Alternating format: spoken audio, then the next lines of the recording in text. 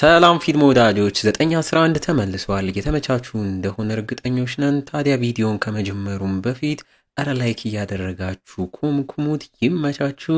ሰናይ ጊዜ። 911 በዚህኛውም ሌላ ታሪክ ይዞልን ተመልሷል። እንደተለመደው ታሪኩም ሲጀምር ዳን የተባለ አባት ከልጆቹና ከሚስቱ ከጓደኞቻቸው ጋር ቤታቸው አቅራቢያ ዝግጅት አዘጋጅተው እየተዝናኑ ከባድ ንፋስም እየተነሳም እንዳለም እያየን ዳንም ልጆቹ ወደሚጫወቱበት የሚያነጥረው መጫወቻም ገብቶ አብሮ እየዘለሉ ፈታም ሲሉ በነበረ ሰዓት ያልታሰበ ድንገተኛ አደጋም ይከሰታል።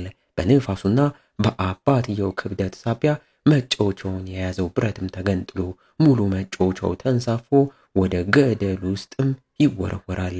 በለው አባትየውም ከመጫወቻ ውስጥ ወድቆ እታች ሲከሰከስ ሁለቱ ልጆች መጫወቻ ውስጥም እንዳሉ እዛው እንደተንጠለጠሉ ይቀራሉ። ሁሌም እንደሚደረገው ታዲያ እዛው አካባቢ ያሉ ሰዎችም በድንጋጤ 911 ላይም ደውለው ሪፖርት ያደርጋሉ። የእሳት አደጋ ተቆጣጣሪዎቹ እነ ቦቢም ቦታውም ላይ በፍጥነትም ይደርሳሉ።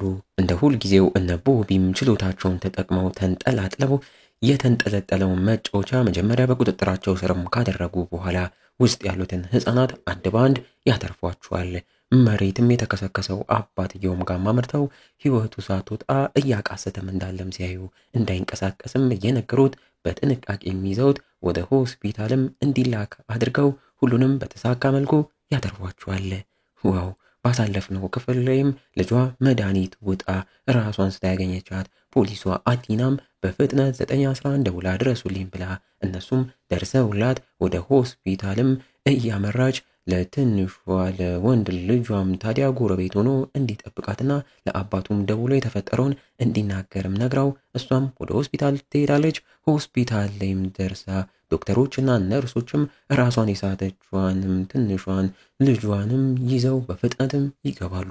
ከቆይታም በኋላ አቲናም ጋር ባለቤቷ ማይክልም ደርሶ በድንጋጤ እሱም የተፈጠረውን እየጠየቃት እሷም ለማረጋጋት እየሞከረች አዳራቸውን እዛው ሆስፒታል ላይም ሲጨነቁም አድርገው በነጋታውም ራሷን ስታ የነበረችው ትንሿ ማያም ነቅታ እናትና አባቷም ከጎኗ በጭንቀት ሆነው እያወሯት ማይክልም በእኔ ሳቢያ ቤት እየተፈጠረ ባለው ጭቅጭቅ ነው ወይ እንዲያደረግሽው? ለዛም ከሆነ ይቅርታም እያለም ሲጠይቃት ማያ ግን ምክንያቷ ያ እንዳልሆነ ትምህርት ቤት ላይ እንዳለ ጓደኞቼ አግለውኛል። ለዛም ደግሞ ምክንያቱ ላይ የተባለችው ተማሪም የምትወደውን ወንድ ስለወራሁባት በዛም ቀንታና ጠልታኝ ከሌሎቹ ጋር ሆና አበረችብኝ። ራሴንም እንዳጠፋ ገፋፋችኝ። ራስሽንም አጥፊም ብላ ተናገረችኝ። አሁን ላይ ማንም ጓደኛ ከጎን የለም እያለች ታለቅሳለች። እናትና አባቷም ይሄ ሲሰሙ እየተደናገጡ አቲናም በዚህ የተበሳጨች እኛ አለንልሽም በሚል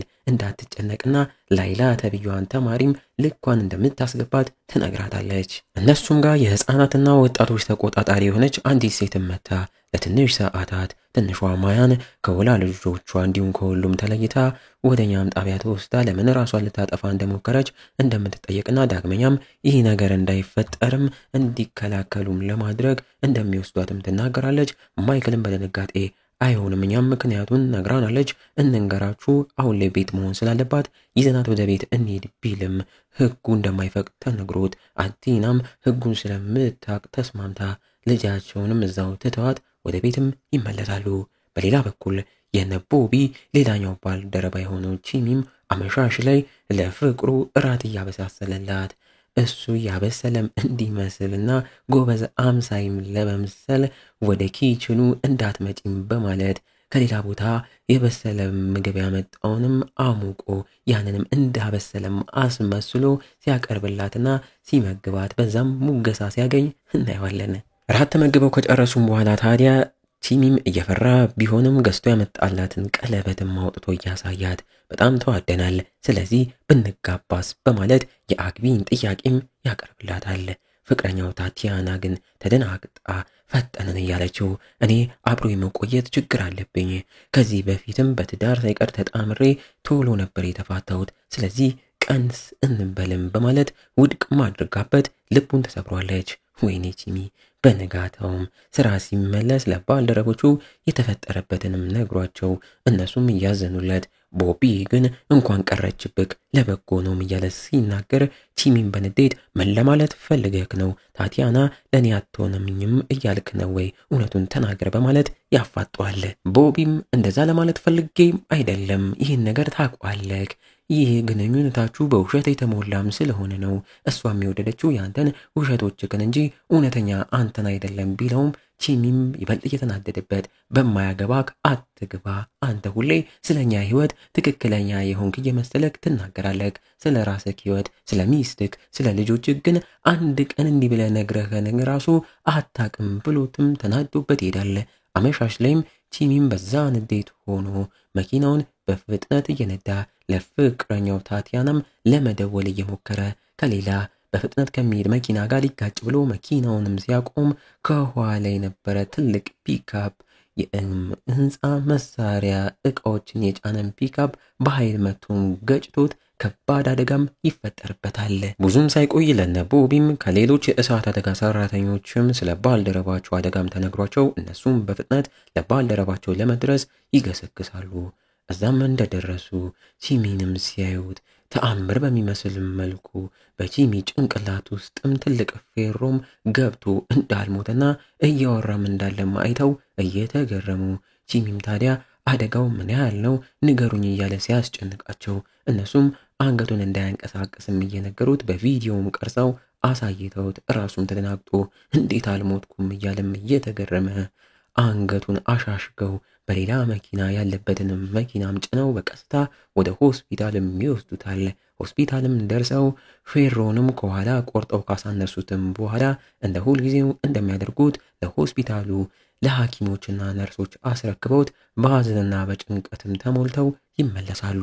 ቺሚም ወደ ሆስፒታል ውስጥም ማደንዘዣ ተሰጥቶትም ገብቶ ዶክተሮቹም እየተረባረቡ ጭንቅላቱ ውስጥም የገባው ፌሮም ጭንቅላቱን ቀደው ስበውትም ሲያወጡ ጭንቅላቱ ውስጥ ታዲያ ደምም ፈሶ ዶክተሮቹም እየተደናገጡ ህይወቱን ለማትረፍም ይሞክራሉ። በዚህም ርብርብ የልብ ምትም ቀጥ ስትልም እናያለን። በሌላ በኩል አቢም ቤቷ ወንድሟ ማትም መጥቶ አብረው የቤተሰብ ጊዜም ከእናታቸው ጋር እያሳለፉ ማትም በመሃል ለእህቱም ተጨንቆ እናታችን እያገገመችም ስላልሆነ አንቺም ታዲያ ህይወትሽን በትክክል መኖር አቅቶሻል፣ ማግባት መውለድም ሲኖርብሽ ለእናታችን ጊዜም እየሰጠሽም በመሆኑ እኔም አንድ ሀሳብ አለኝ በማለት ለእናታቸው አንድ የአዛውንት ማቆያም ቦታም እንደመረጠና ቦታውንም ሄዳም አይታ እንድትወስን ወደ ህይወቷም እንድትመለስ ቢነግራትም አቢ ግን በጭራሽም ትለዋለች። እነ ቦቢም ስራ ቦታም ከተመለሱም በኋላ ከሆስፒታል ስለ ባልደረባቸው ቺሚም አዲስ መረጃም ተነግሯቸው በተሳካም መልኩ ቀዶ ጥገናው እንደተደረገና ፌሮም እንደወጣለት የሚፈሰውም ደምም እንደቆመለት ግን እስካሁን እንዳልነቃና ኮማ ውስጥም እንደገባም ሲነገራቸውም እነሱም በዛ እያዘኑም እየተጨነቁ ታዲያ ቺሚም ባይኖርም ስራም ይቀጥላል። ከ911 ተደውሎላቸው አንድ ከባድ መኪና ኮንቴነር የጫነ መኪና ውስጥ የታጎሩ ከሜክሲኮ የመጡ ስደተኞች ጋር አመርተው ኮንቴነሩን ገንጥለውላቸው ያተርፏቸዋል። የነ ቦቢ ባልደረባ የሆነችው ሄንም የኮንቴነሩን ሹፌር ለማግኘት እየሞከረች ከመኪናው እላይ ያለውን የሹፌሩን መታወቂያም ትመለከታለች። እነ ባክም ሁሉንም ስደተኞች እየወጡ ራሳቸውን የሳቱትን ህፃናቶች ቤተሰቦችንም ሊረዷቸውም ይሞክራሉ። ሄንም በመሃል ራቅ ብሎ ከሌሎች ሰዎች ጋር የቆመውን የመኪናውን ሹፌር ማይታ አሯሩጣም ይዛ እጅ ከፍንጅም ያስሩታል። ዋው! ታዲያ በዚህ መልኩ ማንም ስደተኛ ምንም ሳይሆን ወደ ሆስፒታልም እንዲላኩም ያደርጋሉ። በመሃልም ለባክ አቢም ደውላለት እያወራችው ስለ እናቷም እያማከረችው እናቷ በሽታዋ እየባሰባትም እንዳለና እኔም ምን እንደማደርግ ግራም ገባኝም ስትለው ባክም ታዲያ ዛሬ የተረዳሁት አንድ ነገር ቢኖር ከምንም በላይ ቤተሰብ እንደሚቀድም ነው ይላታል። አቢም ለምክሩም ታመሰግነዋለች። ቦቢም ታዲያ ከቆይታም በኋላ የቺሚ ፍቅረኛ ወደ ሆነችው ታቲያናም ጋር አምርቶ ስለ ቺሚም ያወራታል። ሊያወራት የመጣው ምክንያትም ታዲያ ቺሚም ኮማ ውስጥ እንዳለና ሲነቃም ከጎኑ እንድትሆን ወደ ሆስፒታል እንድትሄድ ብጠይቃትም እሷ ግን መሄድ እንደማትችል ቲሚም አስቀድሞ እንዳገባው ጠይቆኝ ነበር። እኔም እምቢ ብዬው ነበር። እኔ እሱ እንደሚወደኝ አሁን ላይ አልወደውም። ከሆስፒታልም ሲወጣና ሲነቃ ታዲያ ወይ መስማት ወይ ማየት ወይ መራመድ ላይችል ይችላል። ታዲያ እኔ እሱን ሳስታምም ምን ያህል ጊዜ ልቆይ ነው? በዛም ተስፋ ልሰጠውም አልፈልግም። እኔ ከሰዎች ጋር ብዙ መቆየት ችግርም ስላለብኝ ስለዚህም በዚህ ምክንያት አልሄድምም ትለዋለች። ወይ ጉድ! ቦቢም እየተበሳጨባት ጂሚ ሲነቃ ቢያንስ አንቺን ከጎኑ ቢያይሽ ቶሎ ለማገገም ሞራል ትሆኚው ነበር በማለት ተናግሯትም ይወጣል። በስተመጨረሻም ትዕይንቶቹ ላይ አቢም እናቷን በመንከባከብ ለመቀጠል ስትወስን ፖሊሷ አቲናም ልጇን ራሷን ልታጠፋ የነበረችበትን ምክንያት ከሰማች በኋላ የልጇ ትምህርት ቤት ላይ ማመርታ ተጠያቂዎቹ ተማሪዎችን ለይታ ስትከታተላቸው እናያታለን። እነ ቦቢም ባልደረባቸው ጂሚን ለመጠየቅ ወደ ሆስፒታልም አመርተው ምንም ያህል አሁን ላይ ጂሚ ያለበት ሁኔታ አስከፊ ቢሆንም ባይሰማቸውም የሚያወሩትንም ባይረዳም እጁን ይዘው እያወሩት ቤተሰቦቹ ከሀገር ውጭም ስለሆኑ ዜናውን ሰምተው መምጣት እንዳልቻሉም እየነገሩት ቦቢም ታዲያ እያዘነ የጂሚን እጅም ይዞ እኛ ቤተሰቦቹ ከጎኑ አለንለት፣ አንተ ብቻ በርታና ታግለክ ከዚህም አገግመክ ውጣለንም ይለዋል። ዋው! በቀጣይስ በ911 ምን ይፈጠር ይሆን? እንደተለመደው በጉጉት የምንጠብቀውም ይሆናል። እና እንዴት ነው ፊልም ወዳጆች? ሙቪው ተመቻችሁ? በእርግጠኝነት ወዳችሁታል። ታዲያ እንደተለመደው ይቺን ቪዲዮ አነስ ያለች የተመቻችሁን ያህል ላይክ አስገቧት። በቀጣይም በሌላ ገራሚ ታሪክና ሙቪ እስክንገናኝ የዛ ሰው ይበለን። እንወዳችኋለን። ቸር ቆዩልን።